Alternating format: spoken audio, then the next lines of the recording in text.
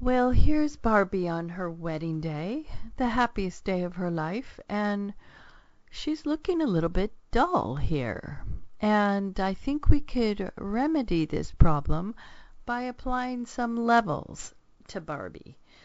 So let's take a look at what levels are. First of all, the levels that we're going to use are located in the adjustments panel right over here. And this may seem a little bit tricky at first, but you'll get used to it. When you roll over these different icons, it tells you which adjustment the icon represents. And so the second one over is levels. So I'll click on that, and you'll see that this window completely changes. What we have here is a histogram of the pixels that are in this window. And when we use adjustment layers, it automatically down here in the layers panel creates the adjustment as a separate layer that can be turned on or off or thrown in the trash. And so this is sort of lesson 1 on non-destructive editing, because we can get rid of this at any point. Adjustment layers affect all the layers below it. I sort of think of it as a faucet that trickles down. So if there were multiple layers here, this adjustment would go trickle down onto all of them.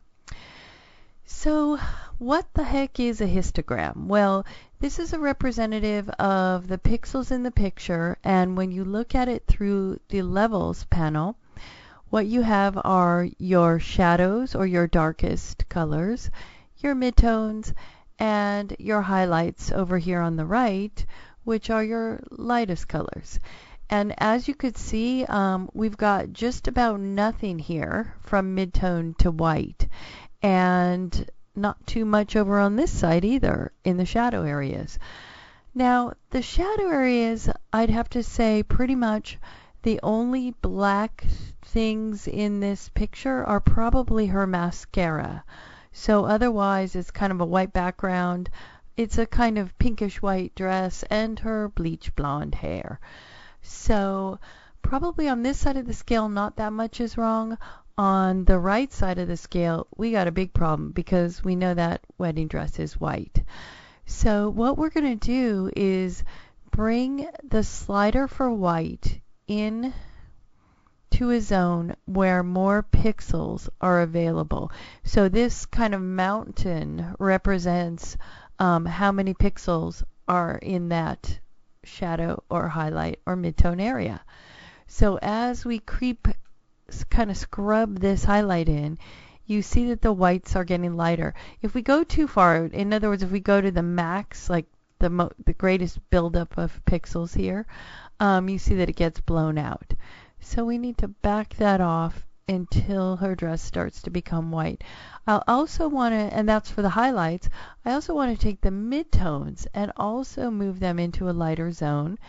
And now I'll bring the black back to give some definition to her eyes there.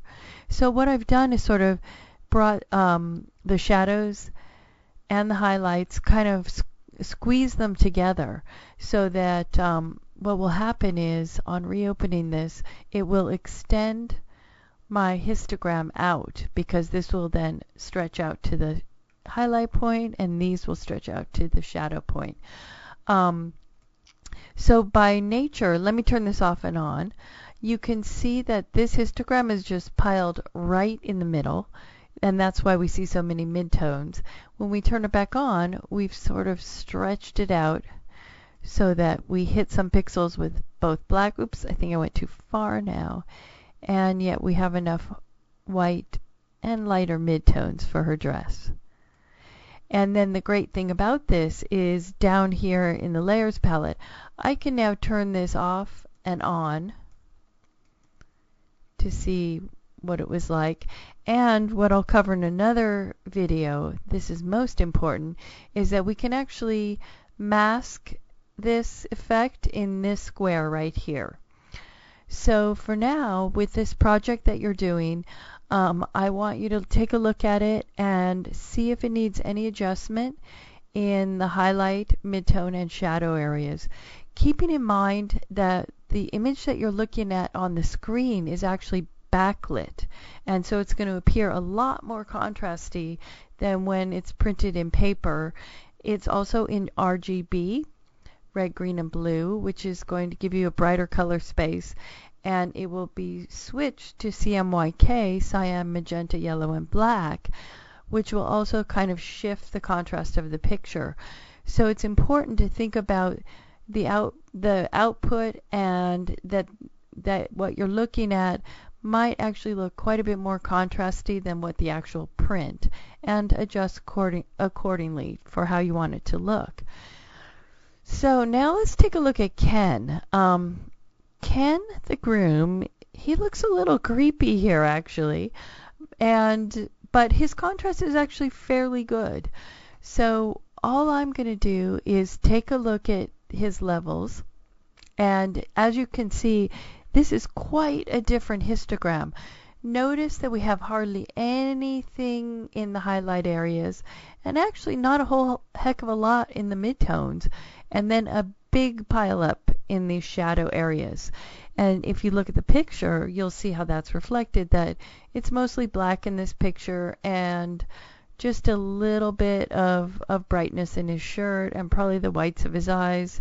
That's probably the part that's freaking me out the most. But I think what I might do here is just lighten the midtones just a little bit, and then darken the black so that we get just a little more contrast, so that when I turn the eyeball on and off, you might not be able to detect that well in the video, but we just punch up the richness of the dark areas. So now both Barbie and Ken have the right levels, and it's been done in a non-destructive way so that we can turn it on and off or throw it away in case we want them back to how they were shot.